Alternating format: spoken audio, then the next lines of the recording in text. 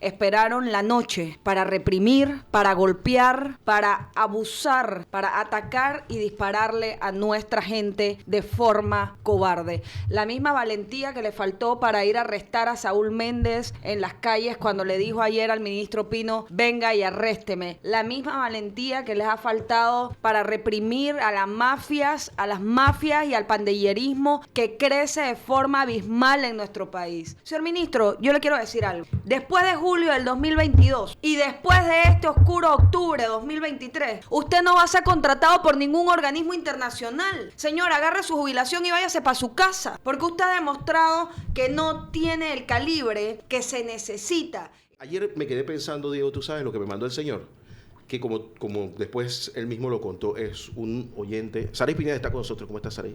Buenos días, Guillermo. Bueno, la verdad es que yo creo que ningún panameño puede estar bien el día de hoy. Luego lo acontecido la noche de ayer, vestidos de tristeza, nos duele la patria. Mira, ayer me escribió un oyente, ¿no? Y vamos a animarlos a que escriban al 6203-7033. Porque él decía algo así como la tergiversación de las noticias. En el momento, como estaba tan complicado con el Internet, que por cierto creo que es a propósito. Sí, del Internet, también lo creo que es a propósito. Han dañado el Internet a propósito en el país. Que vengan y me demanden. Porque yo soy ingeniero de sistemas y yo sé cómo funciona eso. No me vengas con que hay una sobrecarga en la saturación de no sé qué, porque yo sé cómo funciona. Yo sé cómo funciona. Con mucho gusto que me llamen los proveedores de Internet y me vengan a echar el cuento. Y yo les voy a contar cómo funciona. Que muchos ni siquiera conocen dónde están los switches ni dónde se conectan las cosas. Entonces, dicho esto, primero el mensaje el mensaje que nos manda el señor. Yo me quedé pensando, oye, puede que tenga razón. Porque de repente uno, por estarse protegiendo la seguridad, puede estar obviando orientar a la gente. Entonces yo sabes que tengo que volver a la emisora. Así que aquí está Saray Pineda, que valientemente también vino para acá. Con mucho miedo también, Guillermo. Mucho miedo. Muerto de miedo, eso es la verdad. No vamos a decir que no. Mucho miedo de lo que pudiésemos encontrarnos en la calle, pero más que miedo a la protesta, porque hemos venido de la cuna de las protestas, que es el Instituto Nacional de Panamá. Recordemos que yo fui la última secretaria general de la Asociación Federada del Instituto Nacional de Panamá cuando luchábamos contra el gobierno. Cuando luchábamos contra el gobierno de Martín Torrijos y las reformas a la Caja de Seguro Social y muchas imposiciones más, pero más que miedo a la protesta, miedo a la forma en que se ha reprimido nuestro pueblo, en donde yo colocaba un tuit en la madrugada de hoy a las 2 de la mañana diciendo que proteger y servir, que el Consejo de Seguridad y que el Ministerio de Seguridad de nuestro país esperaron la noche para reprimir, para golpear, para abusar, para atacar y dispararle a nuestra gente de forma cobarde. La misma valentía que le faltó para ir a arrestar a Saúl Méndez en las calles cuando le dijo ayer al ministro Pino, venga y arrésteme. La misma valentía que les ha faltado para reprimir a las mafias y al pandillerismo que crece de forma abismal en nuestro país. Lamentablemente, ¿cuándo fue que dijimos que a Pino había que votarlo? Yo vengo diciéndolo desde el primer día. Tenemos como un año de estar en eso. Yo vengo diciéndolo desde el primer día. Y son las 7:25 de la mañana y el ministro de Seguridad y el director de la policía de nuestro país aún no ponen su cargo a disposición. Truco de inútiles. Totalmente, Guillermo. Venimos hace un año diciendo hace más de un año diciendo que había que poner su cargo a disposición. Aquí todas las semanas al ministro de Seguridad le roban un banco, le roban una empresa privada importante. Aquí todas las semanas hay 1, 2, 3 7 crímenes. robos de banco en 2 meses. Aquí todas las semanas hay 7, 5, 3, 2 crímenes. La inseguridad volando. La inseguridad volando, pero tenemos fuerza para reprimir a nuestra playa, gente. Hueco a todo meter de droga y lo que no es droga. Porque aquí estamos trabajando para otro país. Aquí no estamos trabajando para Panamá. Y aquí una y otra vez lo he dicho en reiteradas ocasiones. Tenemos que socavar el pandillerismo, tenemos que socavar la inseguridad que crece rampante en nuestro país. pero sí tenemos fortaleza para atacar a nuestros manifestantes. Lo que pasó ayer en el área de Paitilla es inaceptable. La marcha pacífica la estuve siguiendo toda la tarde. No, pero si tú si entrabas a radioancon.com, aquí estaba pasando. Se veía todo en Radio Ancon. Y después nos tocó ver, porque lo estábamos viendo en el grupo, la gente regresando acá. O sea, correcto. Esto aquí al frente donde estamos nosotros se ha convertido como una especie de centro de batalla. Nunca antes visto. Mira allá la basura, ¿te acuerdas la basura que siempre está ahí, está quemada? Correcto. Anoche yo tuve como hasta las 11 de la noche pendiente de esas basuras que está ahí porque la prendieron. Tenían a la policía acordonada los manifestantes. Claro, es que porque todo, le entraron por distintas áreas. Claro, porque fue una estupidez, porque ahí es donde te digo que tú tienes que votar al ministro, al director y a todo el directorio de la policía, porque evidentemente no sabe lo que están haciendo. ¿Cómo lo vas a saber? Si tú quieres, alguien que viene del escritorio. Si tú no quieres que ellos lleguen ahí, evítalo. Tú sabes cómo hacerlo. A Pino hay que preguntarle qué es el orden público, a ver si sabe eso. Se la han basado ese tipo estudió, dice él, que vaina de bote, de manejar. Mira, Guillermo, yo creo que hay que ordenar las ideas. Lamentablemente no puedo ocultar la molestia y la indignación que siento por los hechos del día de ayer en distintas partes del país. En distintas partes del país en donde se ha reprimido de forma brutal a los panameños. Minimizan a una mujer herida diciendo que no ha muerto. No necesitamos tener un muerto para mancharnos las manos de sangre o para tener mártires vivientes. Eso es como la discusión de si los niños de Gaza, los niños de Israel los decapitaron o se murieron de otra forma. Y no puedo, y en ese orden de ideas, como digo, no puedo ocultar mi molestia y mi indignación, el dolor que siento por lo que ha sufrido nuestra gente en la calle, que lo hemos sufrido, que sabemos lo que están viviendo.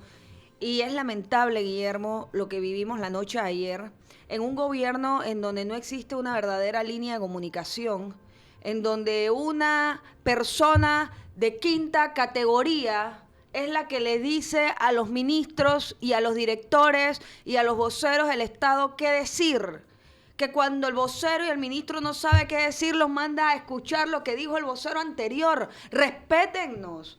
Pero no se fueron por una línea de comunicación de la amenaza. Señores, el poder tiene dos cosas. O lo usas o no lo uses. Pero no amenaces. Porque las amenazas del presidente y las amenazas de la gobernadora Carla García, mi amiga, porque yo no niego a mis amigos, son las que han logrado el nivel de efervescencia y participación de la gente. Porque aquí sí vamos a poner un toque de queda, no hay que amenazarlo, hay que hacerlo. Si aquí había que liberar las calles, había que hacerlo de cara al sol, no de espalda, no cuando la gente está ciega, a ciegas por la noche.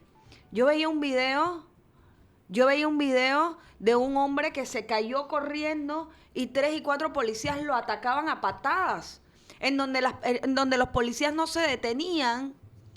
Donde los policías no se detenían hasta que una persona dijo, ¡hey, suéltenlo desde su casa! Y se dieron cuenta que los estaban filmando. Entonces, esta es la brutalidad de la represión que vamos a ocultar ante la luna. Señores, no es así. No es así. Y menos cuando durante todo el día hemos visto a miles de panameños protestar, durante todo el día hemos visto manifestaciones pacíficas y no me vengan a decir que si es que yo quiero que el gobierno permita el desorden público, porque no es lo que yo quiero. Lo que yo quiero es un gobierno que escuche a la gente y que entienda lo que está pasando. Oye, ¿no será que aquí hay algún policía, algún comisionado o alguno de estos que está jugando al soldadito y quiere pescar en río revuelto? Porque no tiene ningún sentido que en unos lugares se reprima y en otros no. Lo que pasó ayer en Paitilla, evidentemente... La pregunta es, ¿dónde no se ha reprimido? No sé, si hay lugar donde a los policías han mirado la cosa. O sea, da la impresión de que hay como varios mandos. No hay una cosa generalizada. Lamentablemente nosotros tenemos un director de la policía de escritorio. Una persona que no sabe realmente cómo controlar el orden público, cómo mantener el orden público. Y usted lo sabe mejor que yo, señor director de la policía. Yo no se lo tengo que decir a usted.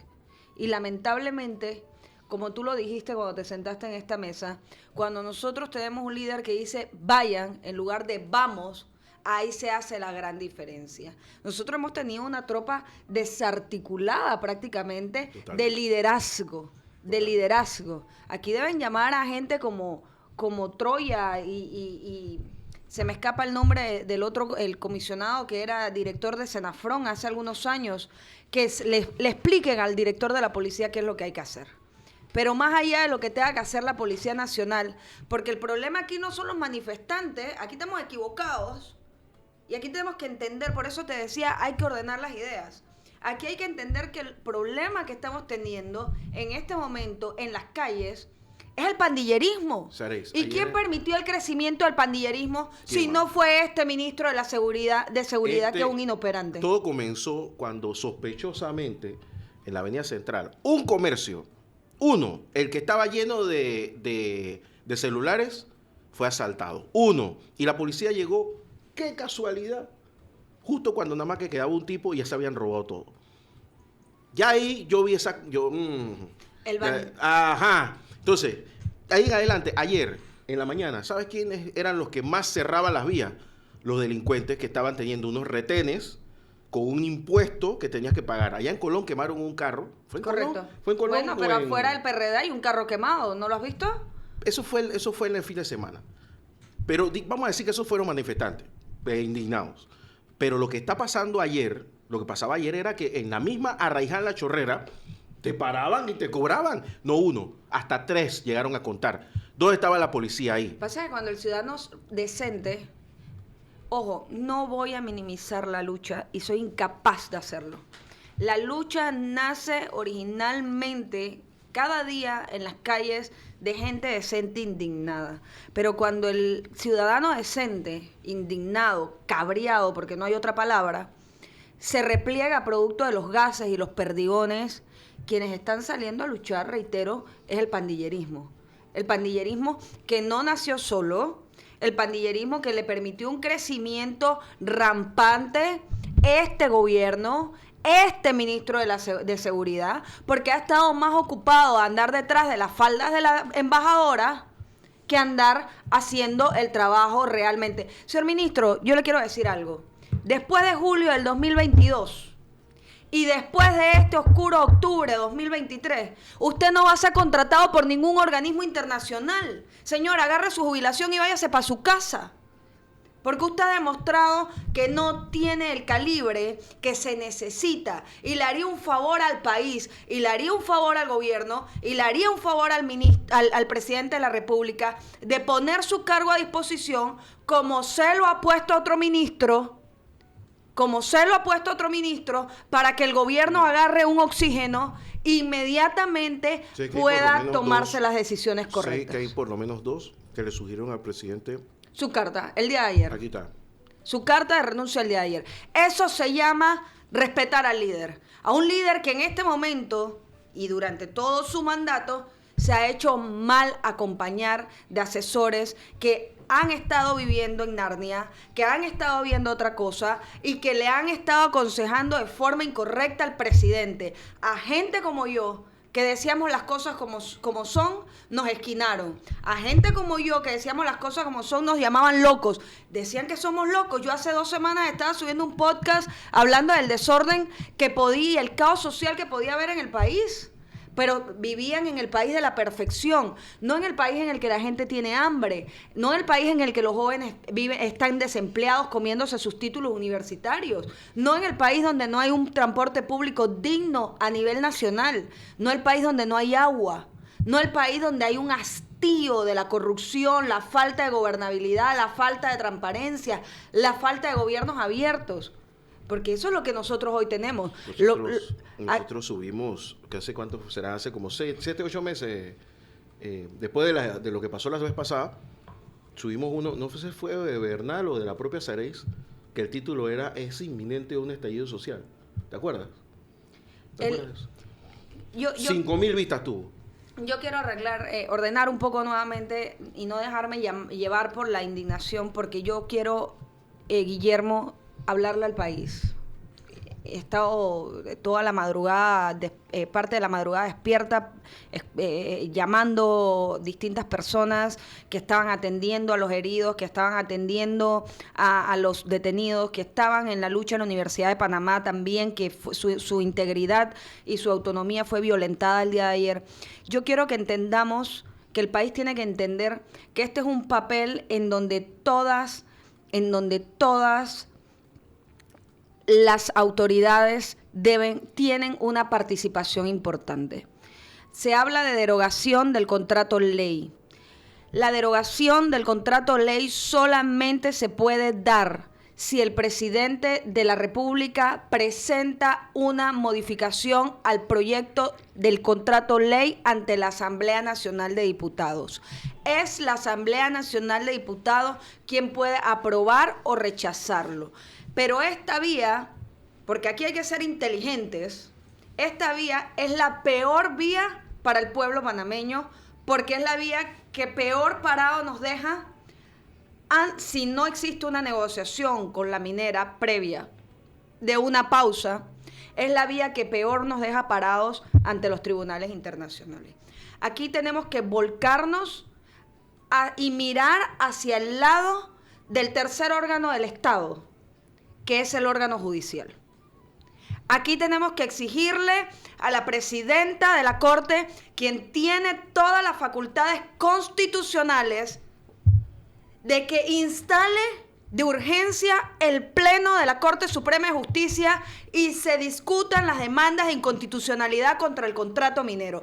Es la Corte y es la presidenta de la Corte la única que tiene las facultades legales de dirimir esas demandas. Te voy a hacer una pregunta. Y de dejarnos mejor parados cuando nos vayamos a los conflictos internacionales, porque vamos a ir a tribunales. ¿Tú sabes por qué se declaró inconstitucional el contrato anterior? Bueno, es que tenía ciertas irregularidades y la forma de la contratación propia. No. Si lees por qué se hizo, no tiene nada que ver con el fondo. Nada, en lo absoluto. No hay una línea sobre el fondo. La forma como la Asamblea Nacional aprobó los contratos de Petaquilla Gold en ese orden y Minera Panamá, que ni siquiera era First Quantum, correcto, fue inconstitucional. Y ahora Corte, sigue siendo inconstitucional. Pero ojo con lo que acabo de decir. La forma en la que la Asamblea Nacional los aprobó, porque vio la serie de pasos que había que dar. La Corte lo correcto, es que está en la Constitución tan clara. Tenía que haber un debate, tenía que haber bueno, todas las pendejadas. Yo no me voy a ponerme en eso. Pero lo que sí te digo es que no se derogó en ese entonces el contrato que era leonino y peor que este. Correcto. Ahora te voy a hacer la pregunta. Que digamos que, por supuesto que también nos comen, pero digamos que es mucho mejor. Y que se hizo la forma tal cual como lo dijo la Corte Suprema de Justicia. ¿Qué pasa si la No Corte se hizo Suprema... tal cual como lo dijo la Corte Suprema de Justicia? ¿Tú lo leíste? Porque el fallo de la Corte dice que teníamos que ir a una licitación pública, porque es lo que se establece legalmente. El problema aquí es de fondo y es de forma. Y la forma... No. ¿Y tú estás segura? ¿Tú leíste el contrato? Lo que sacó la Corte. No solamente es mi opinión, es la opinión de muchos juristas. Se lo puedes preguntar a Miguel Antonio Bernal ayer. No, la Corte no ordena una licitación. La Corte sí puede ordenar en un fallo. Puede ordenarlo, pero no lo hizo. Sí, la Corte establece que había que ir a una licitación. El fallo establece que se podía ir a una licitación. Se tenía, que ir a una licitación pública. ¿Cómo va a hacer eso si la propia Corte en el mismo resuelto declara inconstitucional los dos contratos? Guillermo, es que no estamos hablando en base a los otros contratos. No, te estoy hablando en base a lo que dijo la Corte. Porque están los pasos establecidos. Mira, eso claramente. Que está pasando aquí ahora mismo contigo es lo que le está pasando a la gente. La gente está complicadísima con qué es lo que ha pasado. ¿Y qué es lo que va a suceder? Y es donde es la pregunta que te voy a hacer. Pero es que ¿Qué pasa si la Corte te dice lo que yo te estoy diciendo y dice... es constitucional? ¿Qué pasa? Escúchame lo que te voy a decir. Mientras no exista una voz de una autoridad competente que diga con claridad lo que está aconteciendo, por supuesto que vamos a tener esta confusión. Y eso que tú estás diciendo, que esta es la confusión que hay allá afuera, es real lo que tú estás diciendo. Pero ¿sabes por qué hay esa confusión allá afuera? No es por falta del debate, es por falta del entendimiento real. es inconstitucional, lo dijo la Corte Suprema de Justicia. La Corte Suprema de Justicia estableció cuáles eran los pasos, porque ya están preestablecidos. Era inconstitucional la forma que se aprobó. Y hace mención nuevamente con la de forma que que se era aprobó, lo que teníamos que hacer. Ambos contratos. O sea, lo que te quiero decir es que no hubo un fallo de un contrato. Mira, hubo un fallo de la forma. Lo que estamos aquí, y recayó en ese ¿Sabes por qué yo estoy insistiendo tanto en esto? Porque es que se le ha vendido a la gente que agarraron el contrato, lo analizaron en la corte y emitieron un fallo al respecto. Y no fue así. Pero es que no es este contrato, porque seguimos cayendo en el error de hablar de los contratos anteriores. Esos contratos anteriores que fueron demandados por inconstitucionalidad ante la Corte. Y que 20 años después. Te vuelvo a hacer el planteamiento. El contrato anterior era mucho peor que este. Pero ven acá. Si la Corte no llegó hasta allá, ¿por qué lo va a hacer ahora? Porque la Corte... yo voy a explicarlo técnicamente. Espérate, la Corte, las facultades... Yo te estoy planteando esto porque yo lo que no quiero es que la gente tenga una expectativa. Perfecto. Que puede no suceder. Pero es que nadie ha dicho que vamos a ganar en la Corte. Yo nunca he dicho aquí que vamos a ganar. Tú no leíste el comunicado. Lo que yo estoy diciendo aquí... De la conferencia episcopal, ¿no lo leíste? No, lo que es que... Yo te lo pago de poner, dice que tiene que ser inconstitucional. Lo que yo estoy diciendo aquí... Amoax dice que más vale que sea inconstitucional. Lo que yo estoy diciendo aquí... Que ¿es así o no es así? Guillermo. Yo te lo leo de nuevo, espérate. Guillermo, yo leí los comunicados. Bueno, con mucho gusto te lo leo de nuevo. Lo que te estoy diciendo aquí no es que tiene que ser declarado de una forma o de la otra. Lo que yo estoy diciendo aquí, y lo dije ayer también, es que la Corte Suprema de Justicia tiene que jugar su papel como autoridad.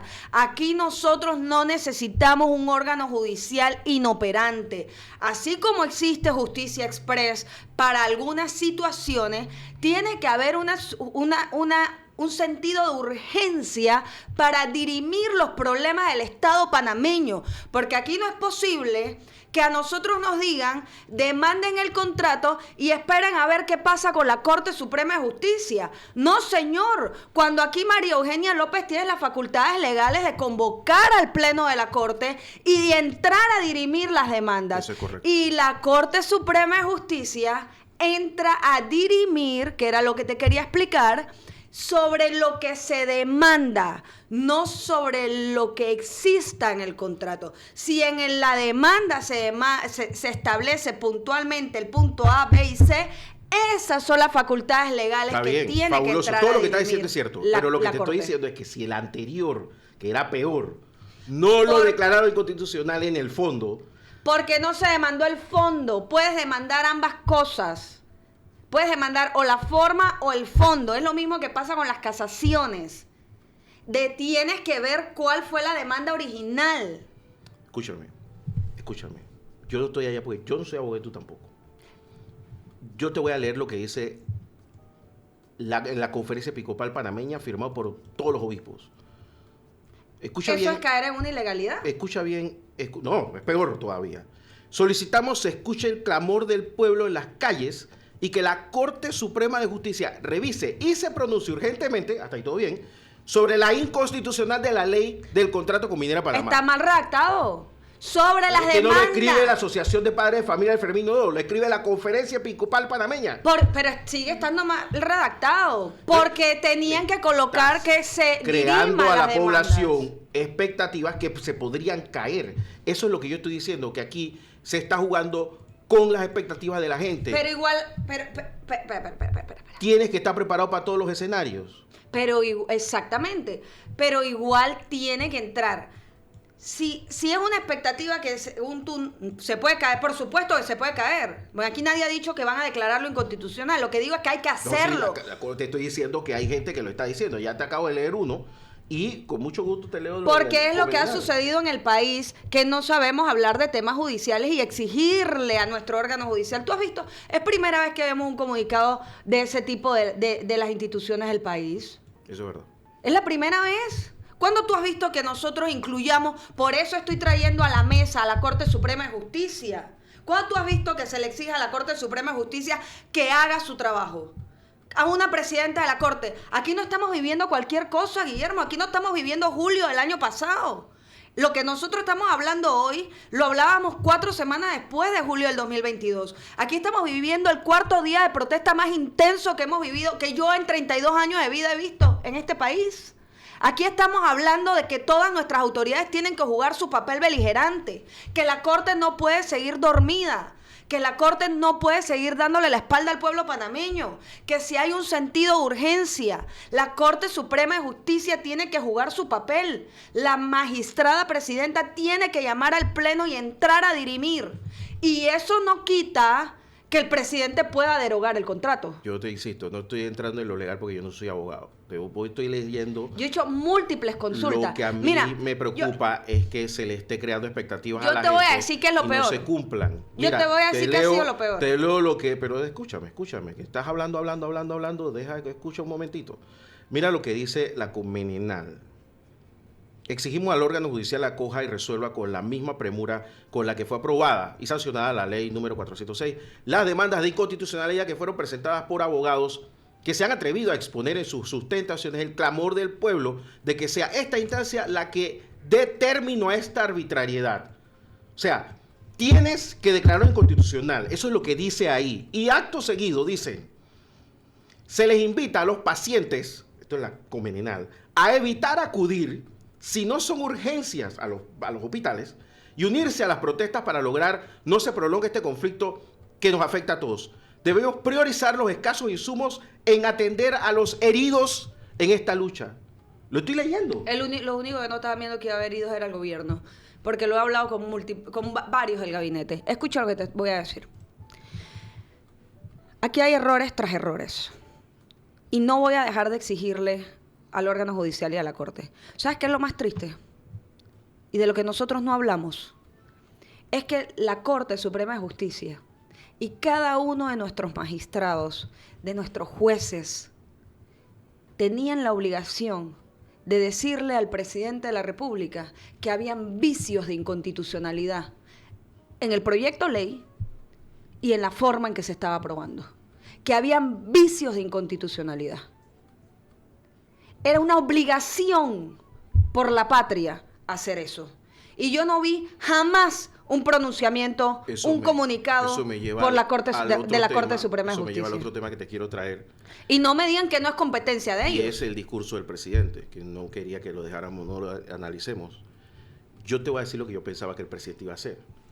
El presidente iba a salir diciendo, mira, mi consejo de gabinete me metió en este problema, procedo a destituirlos a todos.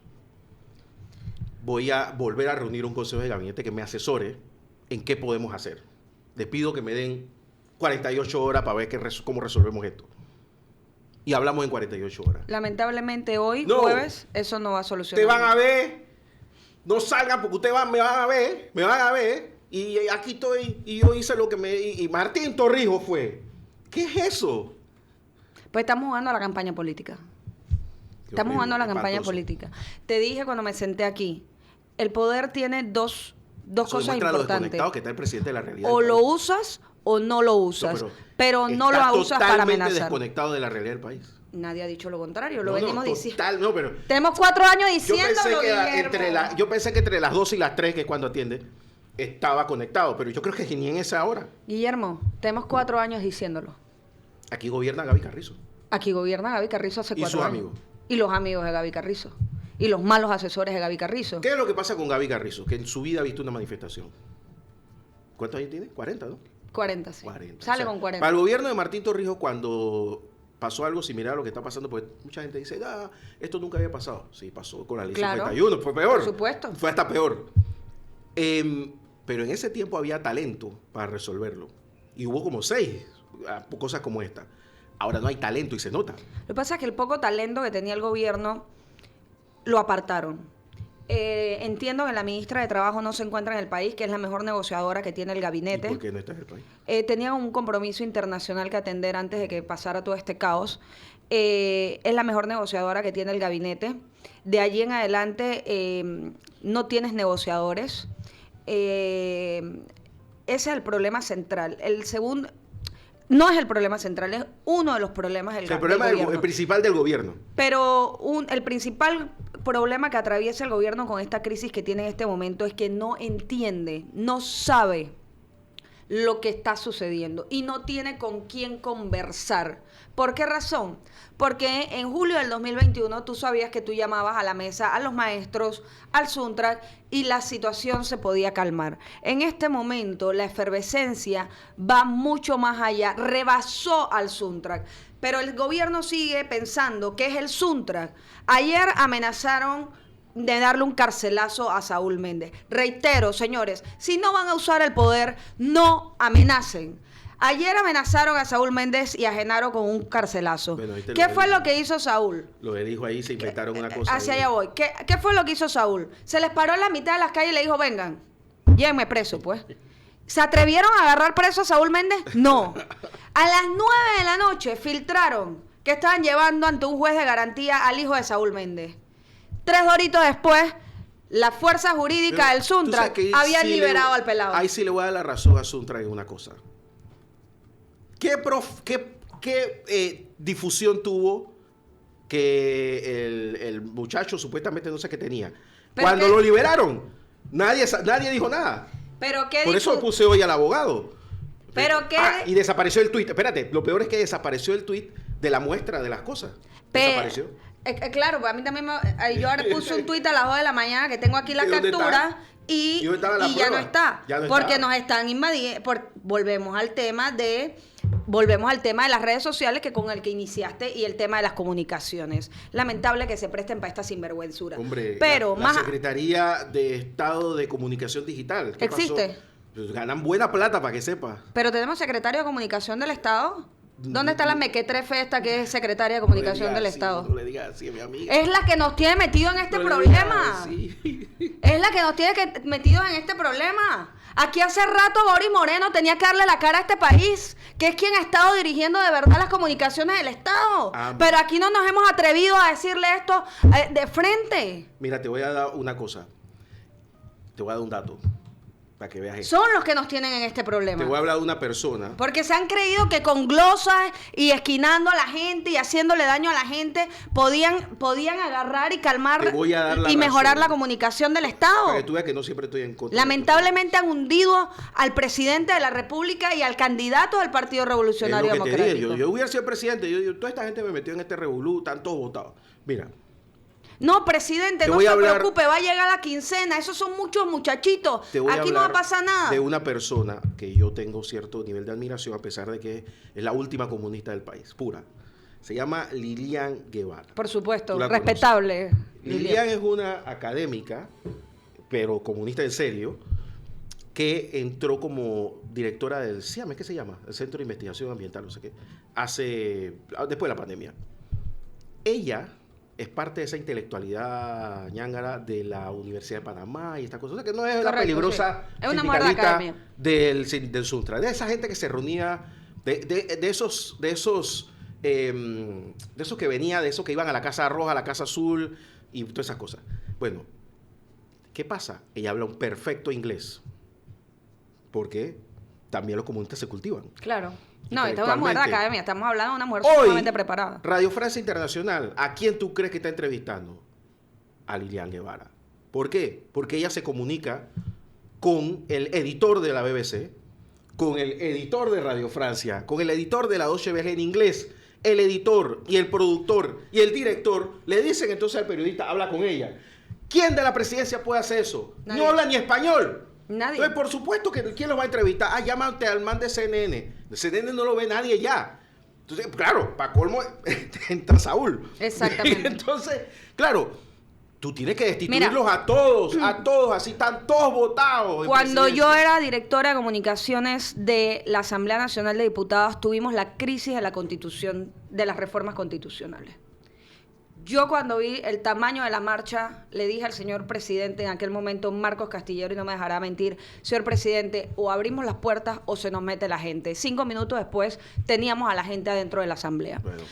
Le dije al señor presidente, hay que atender, hay que instalar, hay que hacer una conferencia de prensa de inmediato. Y teníamos a Marcos Castillero, que no era la persona que mejor se expresaba ante los medios de comunicación, sentados con un diputado de cada bancada dándole la cara al país, diciendo cosas coherentes, abriendo las puertas de la Asamblea Nacional para escuchar a la gente.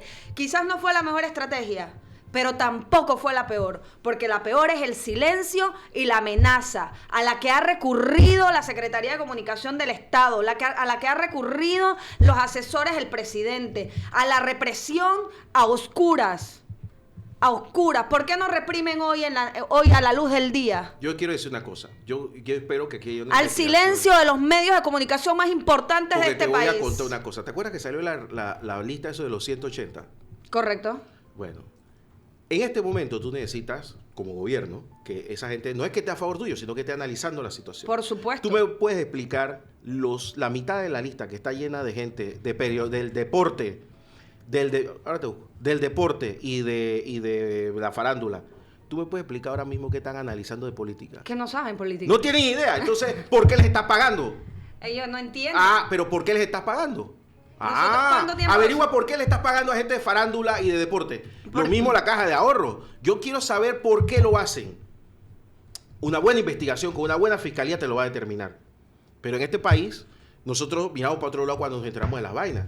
¿Me entiendes? Yo quería que me dieran mi plata. Si yo también soy analista. Porque ellos salían diciendo de que, aquí le estamos pagando a gente que ni siquiera está con nosotros. Pues no pagaba a mí también. Exacto. Pero Guillermo, es que es mucho más allá. Mira, te reitero, el problema no es a quién le pagas o a quién no le pagas. El problema es que nosotros tenemos ¿Qué hace con la plata que le pagas? El problema es que nosotros tenemos una condición social en este momento de la que hemos venido hablando, en reiteradas ocasiones, en donde el gobierno no lo ha entendido. Las cosas no están bien. Estamos preocupados. Por eso vuelvo a mi llamado, a que los 3 órganos del Estado hagan su trabajo. El órgano legislativo, exigirle al órgano ejecutivo, porque lo puede hacer como ente fiscalizador, legalmente apropiado, que tome las decisiones pertinentes para volver al orden público y tomar las decisiones pertinentes con el tema de la minería. El órgano ejecutivo, por su parte, poder analizar de forma correcta las decisiones, que no lo está haciendo, y analizar cuáles son las medidas que se pueden tomar. Esto se puede hacer de 2 formas. O lo hacemos a la brava, derogando, mandando a la Asamblea el proyecto de ley que derogue, o sentándote con la minera y decirle, mira el problema que tenemos, ni tú ni yo. Así, o nos ponemos de acuerdo y hacemos una pausa, o ninguno de los dos va a tener lo que queremos. Así de sencillo. Eso se puede hacer, pero para eso tú necesitas gente inteligente negociando en la mesa con la minera. Pero como ya hubo negociaciones, entonces... al final. Exacto. Entonces, ¿quién va a volver? No hay forma. ¿Quién va a devolver? No hay forma. Y el tercer, y más importante, el órgano judicial, reitero a la presidenta de la Corte, hacer un llamado a la instalación de urgencia del Pleno de la Corte.